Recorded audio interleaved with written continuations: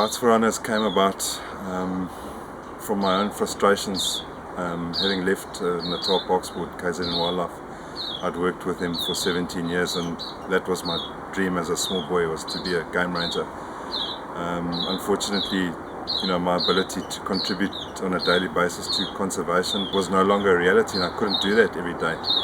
I decided that 4 years I needed to be back into the field of conservation, because that was my love and my passion. And 4 years came and went, and almost to the day that we started walking, I just decided I've got to do something to give back to conservation and to do something for our runners who are under a huge pressure at the moment from poaching. So we walked for nearly 3 months, starting in the beginning of May in Musina, in the northern part of our country. We walked along the N1 highway all the way down past Bloemfontein, all the way to Colesberg and onwards to Cape Town. We arrived in Cape Town towards the end of July. Physically, the most difficult time was obviously the first couple of days, because I was cramping up at times and getting very stiff. But that got better, we got used to it, and then when we hit Joburg, we spent nearly 2 weeks educating people and visiting schools and universities and that. And therefore in those 2 weeks we didn't walk, so when we eventually walked out of Johannesburg, it was almost like starting from scratch again, and the next week was really, I think, the worst period in the walk. Spoon had injured his Achilles tendon. I had a ligament in my left foot which was giving me a lot of trouble.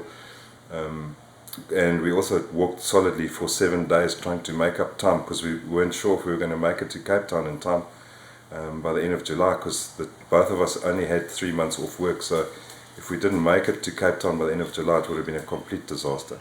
I don't know what day it was today. I think it was day 7. My feet hurt,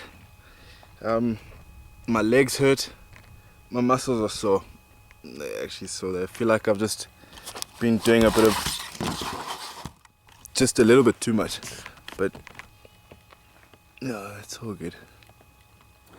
Doing the walk with Spoon was a journey in itself. Not only were we travelling from the north of the country to the south, but we started off as strangers and ended up as firm friends. And Spoon really is an inspiration to people of his age. I mean, he's in his early 20s, and for him to stand up and do something that he did at that age, I believe is very admirable, and he's an example to young people of today.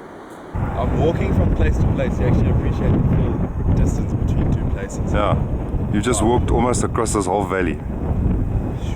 It's hectic. I was looking at this farm, and the last farm that we saw, like the last kind of establishment. It's crazy. When people walk these distances. Yeah.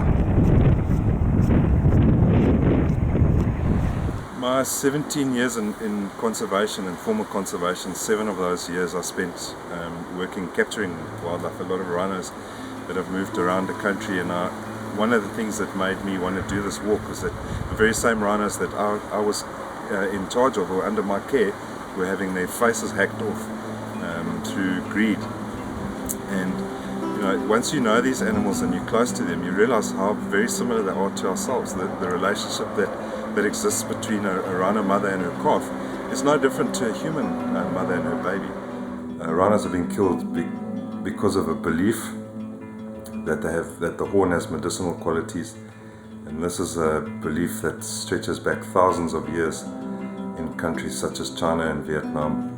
Sometimes the animals will be still alive when basically their entire face is hacked off. At the start of the walk on the 9th of May, we had lost roughly 86 rhino.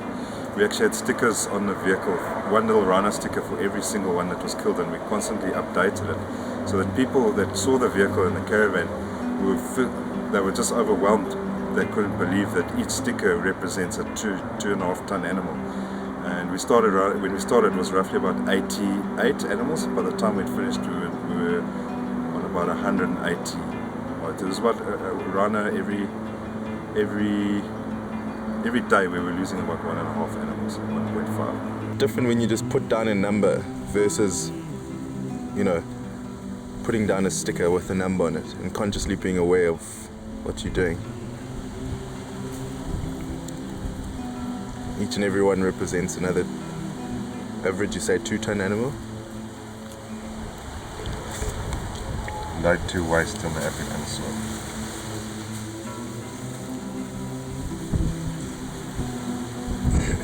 Because rhinos are iconic animals. They're a member of the Big Five, something which is extremely important and a big draw card for our local ecotourism. And we believe that if we don't act soon, we won't have any rhinos left in South Africa. The rhino that exist in this country are the property of South Africans, and we as South Africans are all world famous already for saving them once from extinction. In the early 1930s, 1930s, there were just only a handful of rhino left in the whole world, and famous conservationists like Dr. Player and many others were instrumental in saving these animals from the brink of extinction once, and it looks like greedy people are trying to push them to that same point again. For the walk to be successful, we needed obviously to enlist the help of media, newspapers as well as film crews, and we were on 50-50 a couple of times. Onlangs het jy Paul Jennings en Bonnie se Pakati ontmoet. Hulle was toe nog steeds met 'n dapper en stapper op die N1 na Kaapstad. In tonight's program, they visit schools on Robben Island and on the Cape Peninsula and make some quite emotional connections with some of the learners. And finally, they finished their epic journey at Cape Point, along with a whole lot of local support. The future is in our hands. We can make a difference. It's up to us. Once and for all, please understand. Well, we in the Game Rangers Association of Africa are very, very proud of Spuno Parati and Paul Jennings on this very long walk that they have taken in their walk for the rhino. These two men are an example of true dedication. We continue to follow Paul and Spoon on their amazing journey from Musina in the Northern Province to Cape Town. And right now we're on a ferry to Robben Island to go and talk to the children about rights for rhinos. Our common heritage has been taken from us. We as South Africans are world famous for saving the white rhino from extinction once already in our history. And the reason we did this walk is to make South Africans aware of what's happening to their natural heritage. It's always, you've got to always go to the root of a problem like this. The problem is coming from the eastern countries that are creating the demand for our rhinos. We unfortunately have become a very easily corruptible country. And also what's going to happen over there in those countries is large-scale awareness. For those people that are involved with schools, get to rural schools, get to community schools, speak to kids about nature as a whole. Rhinos just form a part of that, and as you know, everything is interconnected. We've just met the school kids and we're getting introduced to everybody, and they've got rhinos and they've got posters on their t-shirts about save the rhinos, stop poaching. So they really are quite passionate. I understand what the rhinos are very important to us. They've been talking to schools around Cape Town and have had a fantastic response to their calls. Some of the wisdom of the kids completely blew Spoon and Paul away. When kids speak from the heart and really get it, it brings the reality of this unnecessary slaughter of our rhinos into a perspective that makes it hard to ignore what is happening to our heritage. What do you guys think you can do to make a change? We could put like a tag on the rhino's ear that has a camera in, and there's people that work on the computer, and then it tells them if the poacher's coming to them. Like try to make more communities to save the animals and stuff. I think maybe if we could show them some photos of what the planet is looking like, and then they can really alert like how bad the state is. We should stand up to people and speak about what they're doing to our planet. They're harming, and one day there'll be no more rhinos. They keep on poaching the rhinos, then there won't be any left, or they'll be extinct. Imagine if you were this animal and you were just minding your own business and you were just walking around, and then someone comes up to you and shoots you and wants your horns. How would you feel? Would you feel nice or would you feel bad? Because that's what people are doing to the rhinos and every other animal that is endangered or is getting killed for their fur or anything. So I think that everyone should try and make a difference to not only every animal and the rhinos, but also to this planet. And that's what I think.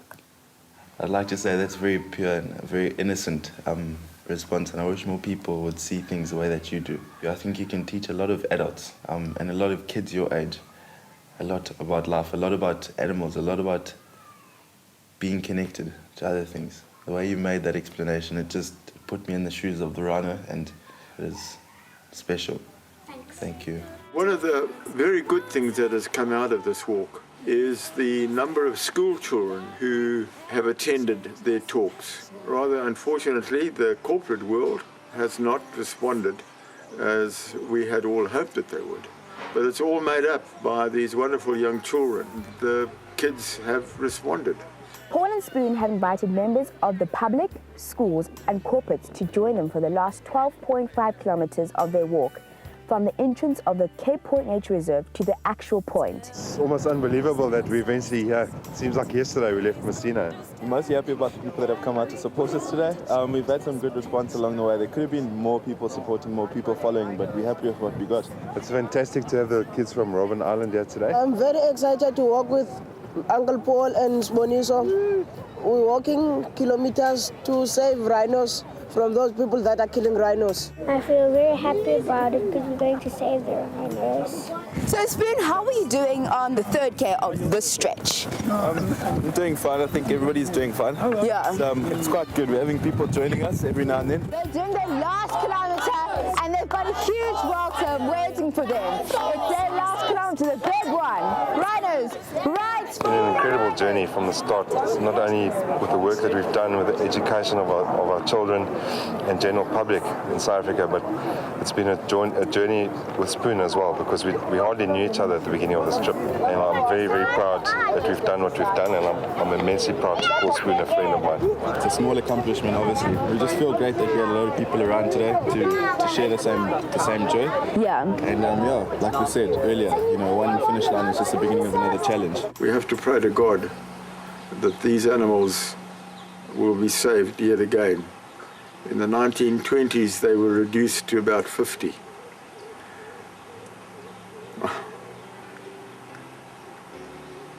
Anyway, thank you, Paul Jennings. Thank you, Sponiso Pagati. Thank you for your great efforts. We're very proud of you. That roam the African plains, It's been an amazing journey for Paul and Spoon, and I have been privileged enough to see the last 12.5 kilometers. A lot more people should be doing things like this to save rhino and the environment, because it's up to us. for future generations. Gaan na ons webtuiste om uit te vind hoe jy rides vir rhinos. The major reason that we did this walk was to raise awareness amongst our young people in South Africa. And we believe that we reached in the region of 16,500 school children, which obviously has a knock-on effect when they go home and tell their parents and tell their friends and that. So that, coupled with the walking and the tens of thousands of people that we saw on the N1, that was the major reason why we did it the way we did it. Yep, we got some fans. There's some kiddos busy following us, which is pretty cool. It's pretty ill.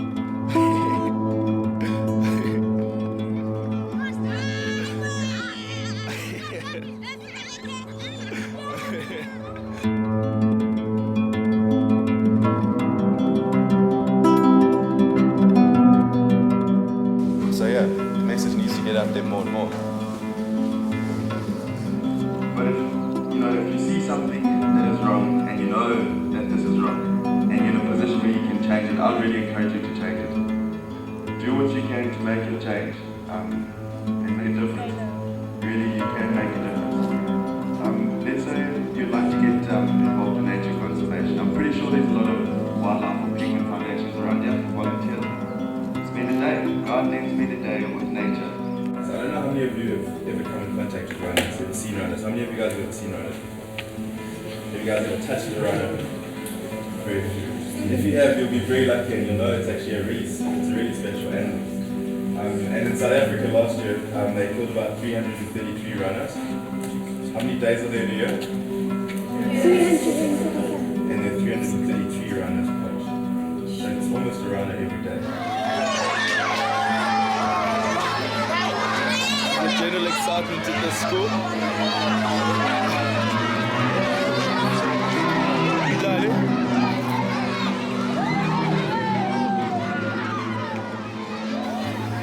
Kids, get to them young enough. And I mean, even if we got to one kid on this whole walk, it was worth it. Even if just one kid. Rhinos! Rights for rhinos! Rights for rhinos! They're doing Rights for rhinos! And they've got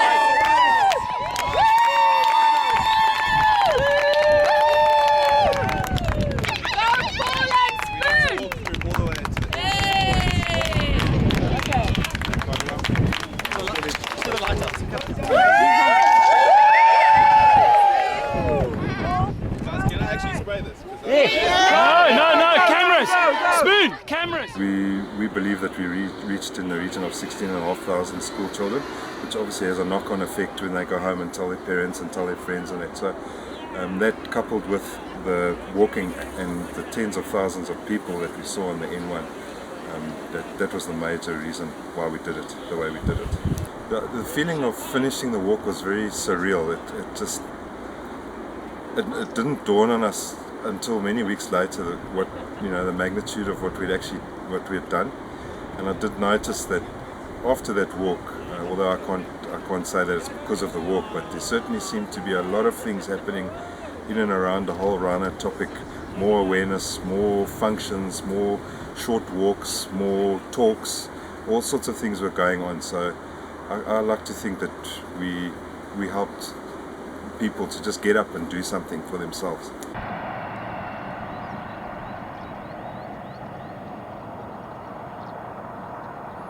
It's crazy to believe we just came over that mountain. It's huge. Well, particularly where we were walking. Now, about to end her booster.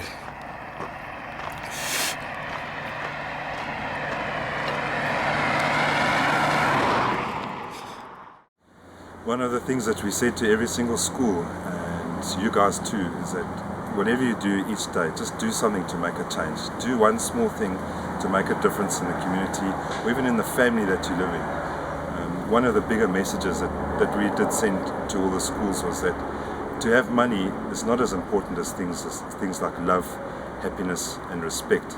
And respect is one of the things that we identified that is assisting to kill our rhinos, because people have no respect for each other, they don't respect their wildlife.